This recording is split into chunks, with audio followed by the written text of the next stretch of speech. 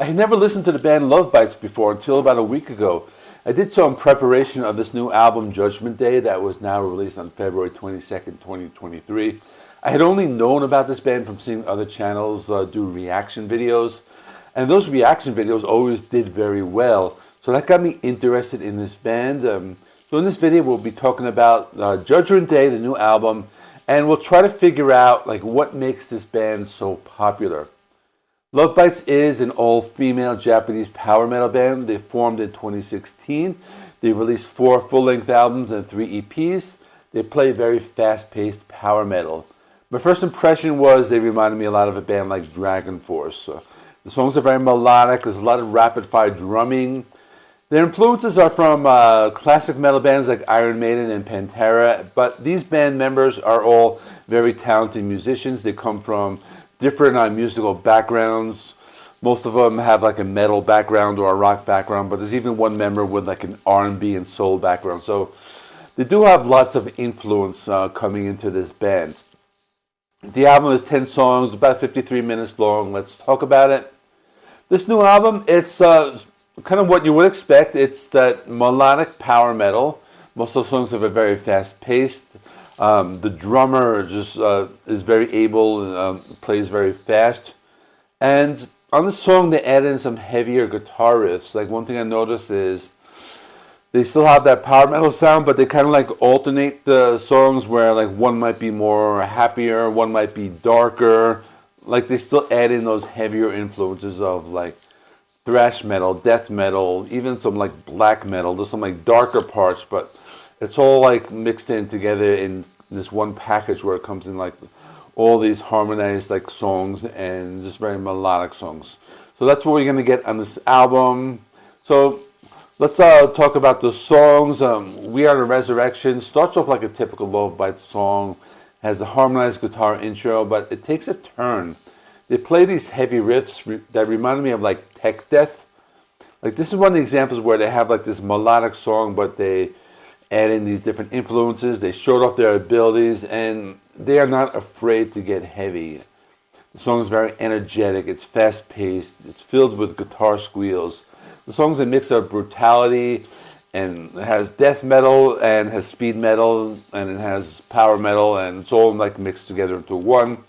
And not a bad way to start off the album. So Judgment Day gets a little darker, so we get those mid-paced chugging palm muted riffs, and then it takes off with that special Japanese style of power metal that mixes harmonized guitars and those synth keyboards. The song is very energetic. They don't slow down the pace at all at this point in the album. The riffs come at you at a rapid-fire pace, and you hear some soaring vocals on this. The Spirit Lives On is a song with fast rhythms and harmonies. Like most of the song, you get these galloping guitar riffs and guitar harmonies. It's the 3rd track in the album, so at this point when you're listening, you don't really get a break. These songs are very fast-paced, very energetic. This is an album, they don't really slow down and play ballads. And, all the songs are high energy on, all throughout all their albums. And this album doesn't make any, it's still very high energy. So the song is very straightforward as what you would expect from the band. They don't really take any chances on this one. This is just doing their core formula.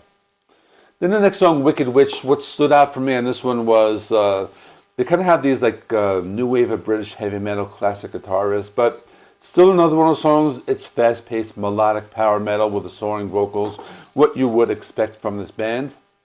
And then they get a little different on about the middle of the album. This is a song called Stand and Deliver, Shoot 'Em Down.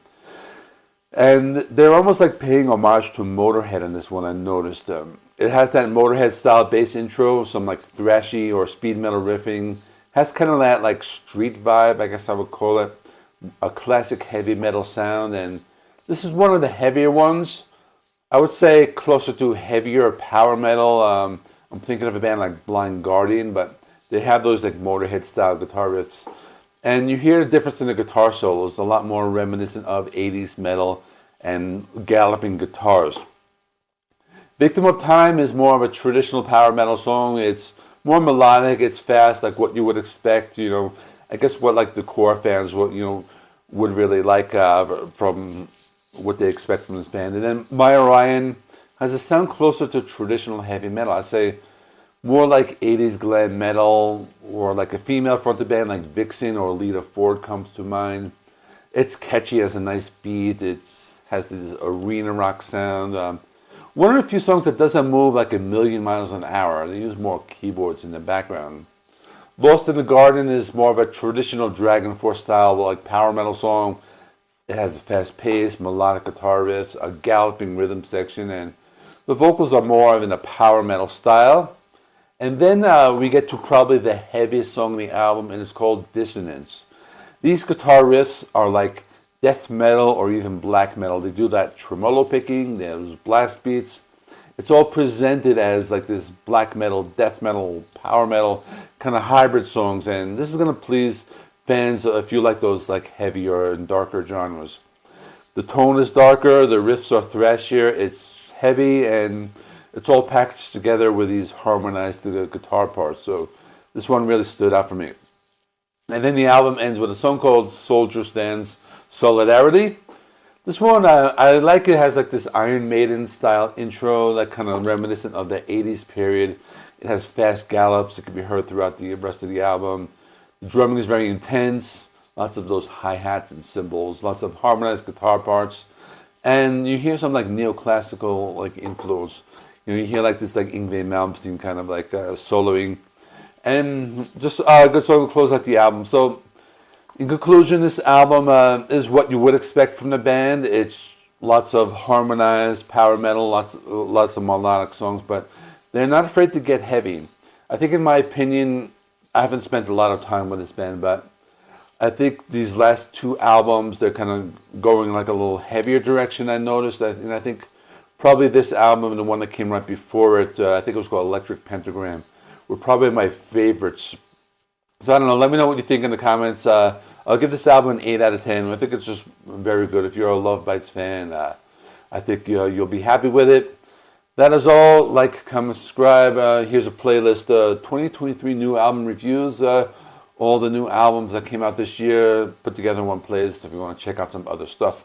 That is all. Thanks for watching. See you in the next one.